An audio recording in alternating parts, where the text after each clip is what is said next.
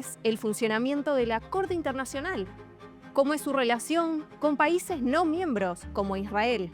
Hoy, en este capítulo de D-News, vamos a conversar con el doctor Dan Muravchik, abogado, experto en derechos humanos, y nos va a explicar todo lo que hay que saber acerca de la CPI. Analizaremos su origen, su estructura y el Estatuto de Roma, tratado que la estableció. Nos centraremos en las implicaciones legales de la orden de detención emitida contra el primer ministro de Israel, Bibi Netanyahu, y el exministro de Seguridad, Yoav Gallant. ¿En qué medida este caso guarda similitudes con el caso Dreyfus, especialmente en su implicancia antisemita? Exploraremos si la CPI tiene jurisdicción para arrestar a estos líderes y qué pasaría si un país miembro los detuviera durante un viaje y cómo la orden de detención podría afectar las relaciones diplomáticas de Israel con los países miembros de la CPI. Finalmente, reflexionaremos sobre la legitimidad de la Corte en el conflicto Israel-Palestina y las posibles repercusiones políticas y legales en la región. Hola, ¿qué tal? Buen día, buenas tardes. Bueno, mi nombre es Dan Muravchik, soy abogado en Argentina, nacido en Israel, he vivido también en Israel y soy especialista en lo que tiene que ver con asuntos internacionales y derecho internacional.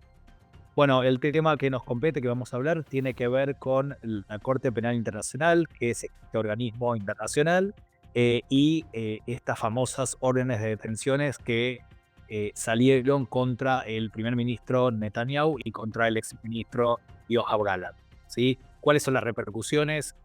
¿Qué pasa con Israel y qué pasa con estas órdenes de detención?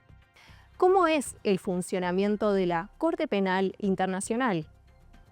La Corte Penal Internacional es un organismo que surgió a partir del Estatuto de Roma en el año 1998 y esta Corte, que fue creada por Estados miembros justamente para poder juzgar y luego condenar crímenes de lesa humanidad, crímenes de guerra y distintos tipos de atrocidades que pueden generarse a lo largo del mundo, digamos, de los Estados miembros de esta Corte Penal Internacional.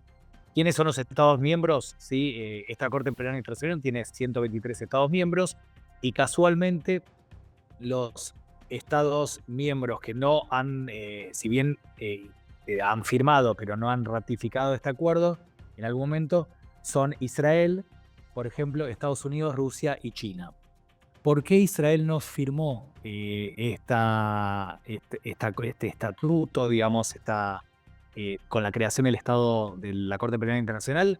No la firmó porque considera que cualquier tipo de juzgamiento de sus acciones que tiene que ver con el ejercicio de su defensa, del ejército de defensa, puede ser juzgado. Por lo cual considero, si bien que cuando se creó lo firmó, pero considero que no podía, no iba a ser imparcial cualquier tipo de juzgamiento hacia Israel.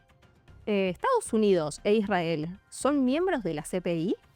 Israel suscribió, ¿sí? Primeramente firmó, digamos, este estatuto, pero en el mismo año, que es el año 2002, sacó su firma porque consideró justamente que cualquier acción militar que iban a hacer su ejército en el ejercicio de su defensa iba a ser juzgado por esta Corte Penal Internacional y no iba a ser imparcial. Entonces sacó su firma y dejó de ser parte como Estado miembro. Por eso digo que los Estados miembros son 123 países, de los cuales Israel no es Estado miembro.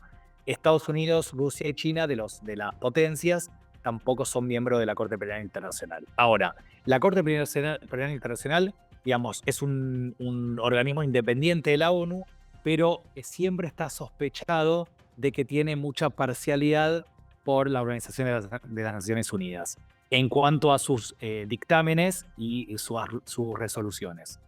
¿Qué es lo que pasó exactamente? El 21 de noviembre, luego de que Palestina, y ahora sí agregó la autonomía palestina en el año 2015, pasó a ser miembro de la Corte Penal Internacional, pero es raro porque la autonomía palestina no es un Estado miembro de la ONU. Si bien puede participar en todas las reuniones que se hacen en la Organización de las Naciones Unidas, en la ONU, pero no puede votar. Entonces, lo raro es que la dejaron ser parte de la Corte Penal Internacional, pero no es un Estado miembro. A consecuencia entonces de los ataques del 7 de octubre, obviamente Israel comienza su defensa, y una de las acciones que toma Israel es cuando ingresa a la Franja de Gaza, es ir cortándoles todos los suministros de energía eléctrica, suministros de gas y obviamente del ingreso de alimentos a la Franja de Gaza. Eso lo consideró Palestina como un crimen de lesa humanidad y inició acusaciones en la Corte Penal Internacional. Una cosa que quiero soslayar es que la Corte Penal Internacional tiene 18 jueces que están conformados por diferentes países que componen las Naciones Unidas, y esos jueces deben ser obviamente miembros imparciales en cuanto a sus resoluciones, ¿no? En cuanto a la instrucción, la investigación de los crímenes por los cuales fueron acusados Israel, y después tiene que condenar. ¿Cuándo se firmó la orden de detención contra Bibi Netanyahu y contra Gallant? Bueno, el 21 de noviembre de este año, luego de una investigación que hizo esta Corte Penal Internacional, que en realidad lo voy a llamar como CPI para que se entienda, Corte Penal Internacional, luego que la CPI lo que hizo fue investigar y con diferentes pruebas que pudo tener, condenó a Netanyahu y a Gallant, ¿sí? Con las órdenes de detenciones para que puedan ser juzgados y luego arrestados. Son órdenes de detención, son órdenes de arresto. ¿Qué significa la orden de detención? Significa que estos políticos, cuando son ordenadas estas órdenes de detención, valga la redundancia, cuando viajan internacionalmente a otros países, ¿sí? Los Estados miembros tienen la obligación de detenerlos para luego llevarlos a La Haya y juzgarlos, porque la CPI, la Corte Penal Internacional, ¿sí? Tiene su sede en La Haya, la Corte Penal de La Haya.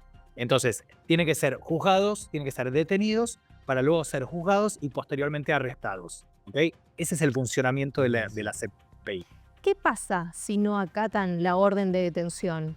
Lo primero que dijo Netanyahu es que como Israel no es un Estado miembro, no tiene la obligación de acatar esa orden, primeramente. Segundo, que considera que ese tipo de orden de detención y ese juzgamiento que hicieron tiene contenidos antisemitas, ¿sí? Y que Israel, más allá del contenido antisemita que tiene esto, él considera que esto es lo equipara con el caso Dreyfus, que ahora voy a explicar rápidamente, que fue el caso Dreyfus, y que fue, digamos, un emblema del antisemitismo que sufría los judíos en Europa.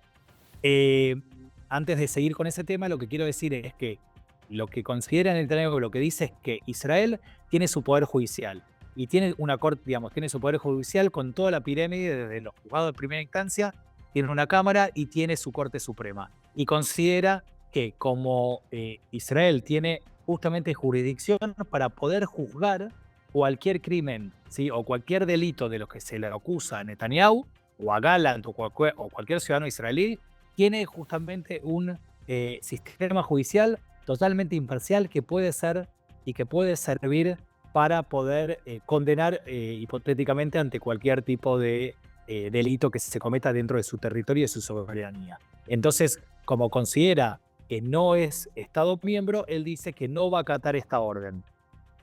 ¿Puede algún país miembro de la CPI detener a Bibi Netanyahu? Netanyahu va a viajar seguramente para la asunción, está invitado para la asunción de Trump, ¿sí? Estados Unidos no es miembro, pero si Israel llegase a tener que aterrizar en algún país miembro, ¿sí? O él viaja a algún país miembro y la Corte Penal Internacional tiene esa orden de detención en ese país miembro debería acatar esa orden de detención. Ahora, si no la acata ese país miembro, puede ser también condenado a la falta justamente de someterse a las órdenes de detención y a poder acatar esas órdenes de detención. O sea, las tienen que acatar, porque la Corte, digamos, lo que hace es le da una debilidad a la Corte Penal Internacional. Claro. Son estrictamente políticos y son sensibles porque muchos países que son estados miembros de la Corte Penal Internacional son también aliados de Israel y son también aliados políticos y económicos y tienen relaciones comerciales, por lo cual Israel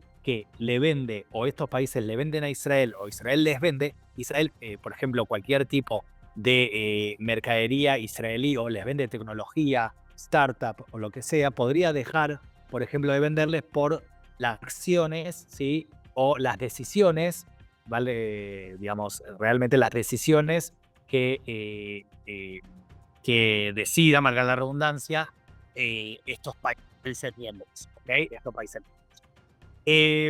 Entonces, ¿qué pasa? Si Netanyahu viaja a alguno de estos países, si lo detienen, digamos, a ver, lo que podría pasar es justamente una escalada de violencia internacional y a la vez es muy difícil que pueda acatarse esta decisión. Por lo cual, digamos, mi sensación como especialista en este tema es que aunque Netanyahu tiene esa orden de detención, no va a ser detenido en otros estados miembros de la Corte Penal Internacional, ¿sí?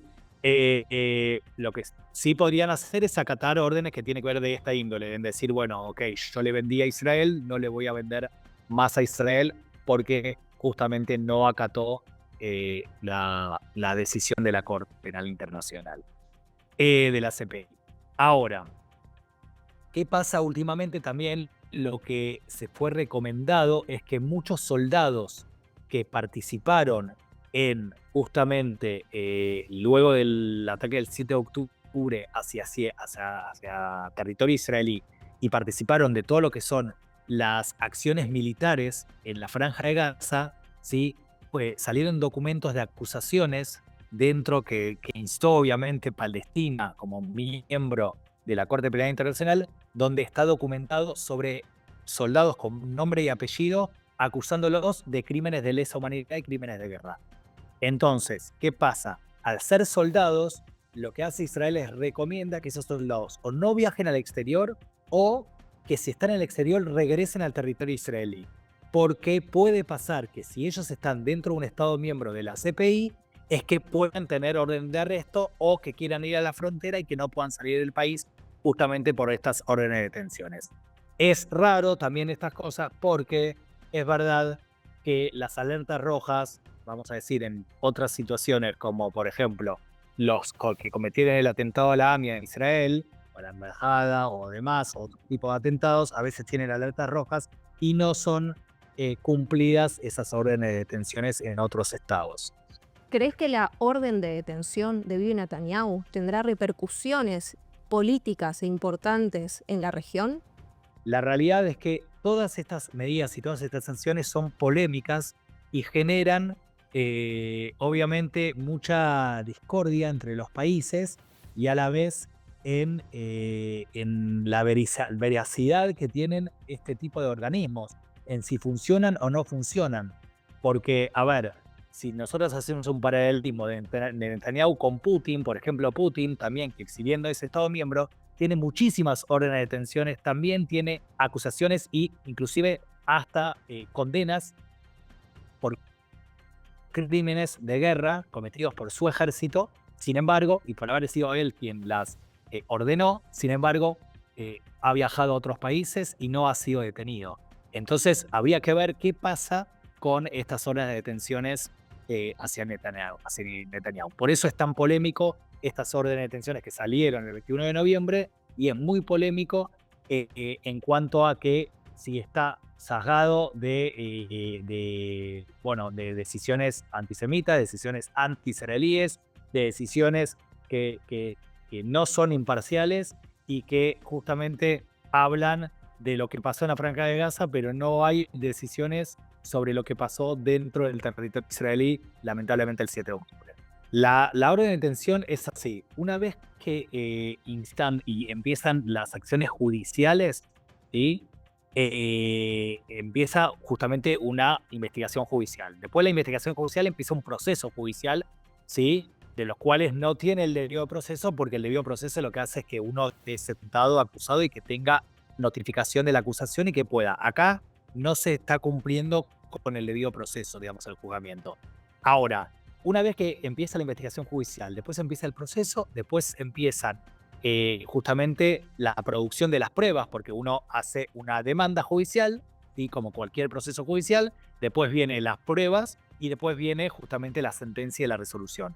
La sentencia y la resolución ya fue, digamos, resuelta, ¿sí? Ya fue ordenada, y justamente para poder ser juzgado en el país y traído para que él pueda ejercer su derecho de defensa, por eso digo el debido proceso, está esa orden de detención. Esa orden de detención va a quedar, no es que tiene una fecha límite, porque tiene la orden de detención y es una medida que va a poder ser renovada si fue dictaminado por un plazo. Pero la realidad es que cuando hay una orden de detención no tiene un plazo determinante. Están diciendo hay que ordenar, se ordena y hay que traer a esta persona que está condenada justamente por crímenes de lesa humanidad o acusada por crímenes de lesa humanidad para que ejerza su derecho de defensa y tiene que venir a la calle a someterse a un juicio. Esa es la orden de detención, que él se someta a todo el procedimiento judicial penal internacional.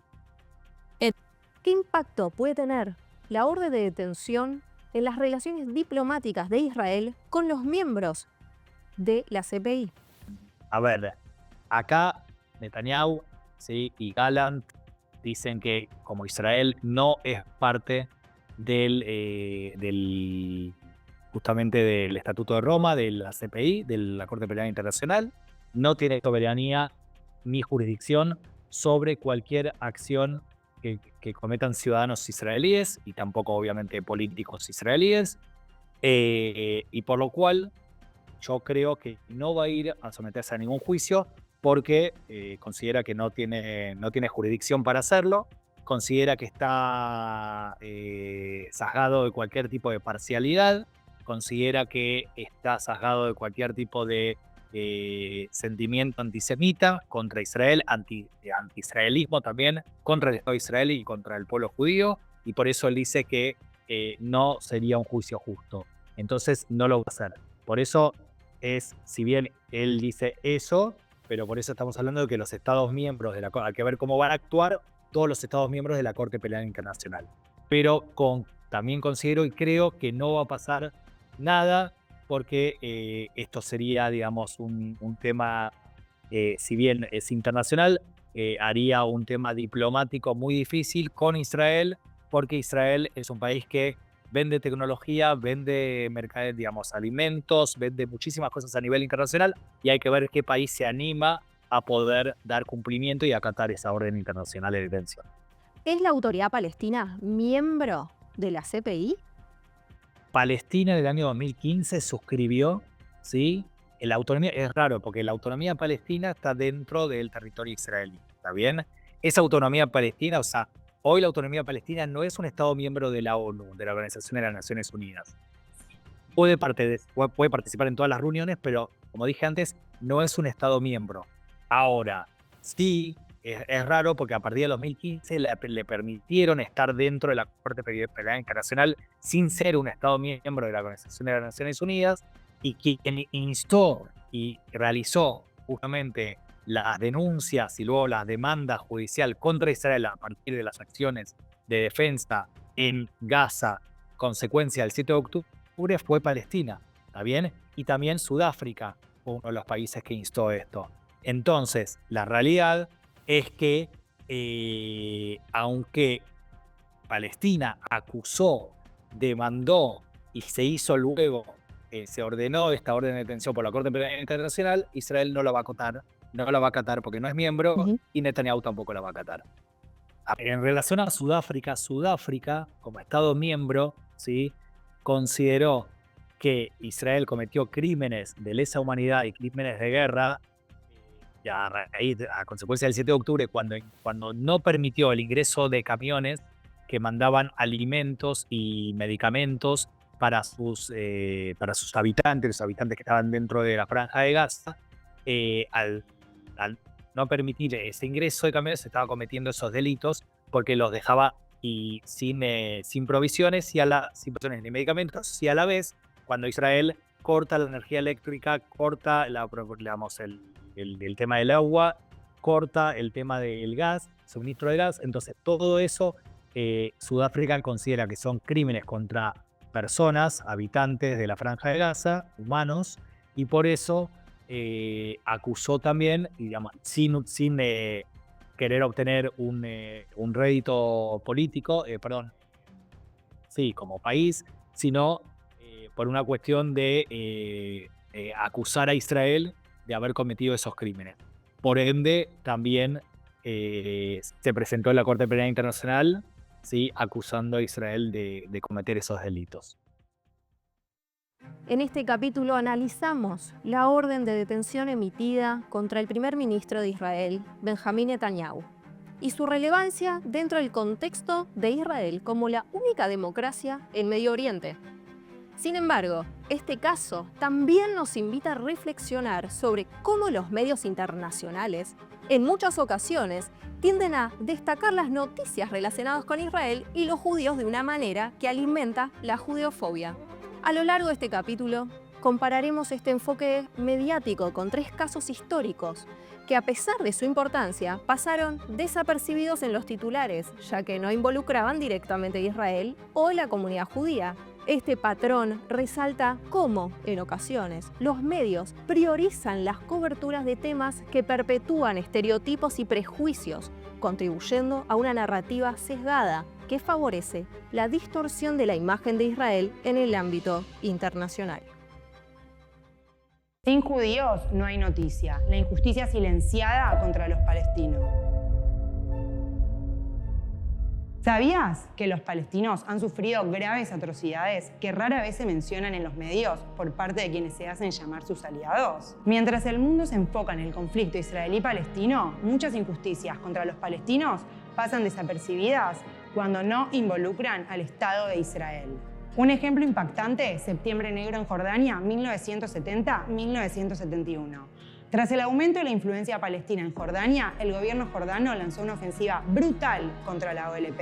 El resultado, miles de palestinos asesinados. Las estimaciones varían, pero algunas fuentes indican entre 3.000 y 5.000 muertes. Sin embargo, este evento trágico recibe poca atención en comparación con los conflictos que involucran a Israel. ¿Por qué? Porque cuando los judíos no están involucrados parece que no es noticia. Sin judíos no hay noticia. Esta falta de cobertura perpetúa el sufrimiento silencioso de los palestinos en muchos países árabes. Como israelíes, nosotros también buscamos que los palestinos tengan una vida mejor. Si tú también lo quieres, es hora de identificar a los verdaderos enemigos del pueblo palestino. Sin judíos no hay noticias, donde cubriremos hechos históricos y de la actualidad no muy conocidos porque no se puede culpar a Israel de ellos. Luego de la Guerra del Golfo en 1991, Kuwait expulsó a un grupo significativo de palestinos del país. ¿Qué? ¿Una expulsión forzosa? ¿Una limpieza étnica? Antes de la guerra, aproximadamente 400.000 palestinos vivían en Kuwait. Sin embargo, debido a la relación de la Organización para la Liberación de Palestina y su líder Yasser Arafat con el dictador iraquí Saddam Hussein durante la ocupación iraquí de Kuwait, el gobierno de Kuwait y su sociedad empezaron a ver a los palestinos con sospecha y hostilidad. Como resultado, luego de que Kuwait fuera liberada del control iraquí, ocurrió una gran expulsión de palestinos de este territorio. Los reportes indican que entre 200.000 y 400.000 palestinos fueron forzados a dejar Kuwait por medio de varias formas de abuso y presión, ya sea económica, laboral, detenciones arbitrarias, acoso callejero, amenazas, que resultaron en que tuvieran que dejar sus hogares y salir del país. Este hecho redujo drásticamente el número de palestinos en Kuwait de 400.000 a unos pocos miles a finales de 1991. Este hecho terrible no es llamado Nakba ni limpieza étnica por los que se consideran pro-palestinos. Muy probablemente ni siquiera sepan que esto ocurrió. ¿Por qué? Porque si no hay judíos, no hay noticias. Sin judíos no hay noticias. Esta es la realidad oculta de los palestinos. ¿Sabías que los palestinos en Líbano y Egipto enfrentan discriminación legalizada? Mientras el mundo mira hacia Israel, pocos conocen las restricciones que sufren los palestinos en países árabes. En Líbano, los palestinos no pueden poseer propiedades ni acceder a ciertos trabajos. En Egipto enfrentan limitaciones de movimiento y empleo. Sorprendentemente, Israel proporciona más ayuda directa a los palestinos que muchos estados árabes, incluyendo atención médica y suministros esenciales. Las injusticias contra palestinos ocurren constantemente, pero rara vez son noticia cuando no involucran a Israel. De ahí el dicho, sin judíos no hay noticias. Esta falta de atención perpetúa el sufrimiento silencioso de los palestinos en muchos países árabes. Es hora de ampliar nuestra perspectiva y abordar todas las facetas de este complejo tema, no solo las que se ajustan a narrativas preestablecidas.